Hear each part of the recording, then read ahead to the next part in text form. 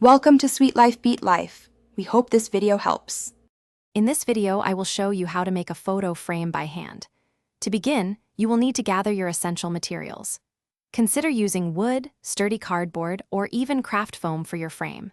Next, select the photograph you wish to frame and carefully measure its exact dimensions. Finally, prepare your tools, which should include a reliable ruler, a sharp craft knife, and a strong adhesive like wood glue or super glue.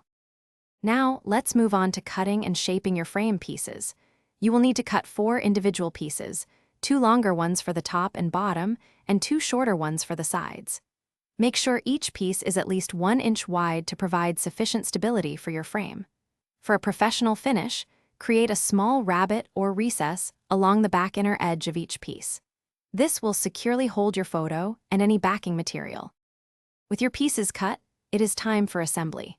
Apply a generous amount of wood glue or a strong craft adhesive to the mitered edges of your 4 frame pieces. Carefully join them together, ensuring all corners form perfect 90-degree angles. Use clamps to hold the frame firmly in place while the adhesive dries completely, which typically takes several hours. Once dry, insert your photo, add a backing board, and attach a hanging mechanism. Finally, let's add those personal decorating and finishing touches. Begin by gently sanding any rough edges on your frame to achieve a smooth, professional feel. Now comes the fun part. Personalize your frame. You can paint it, apply a wood stain, or adorn it with various embellishments like beads, shells, or fabric. To ensure your beautiful handmade frame lasts for many years, apply a protective sealant or clear varnish. Thanks for watching. Consider subscribing if we helped you.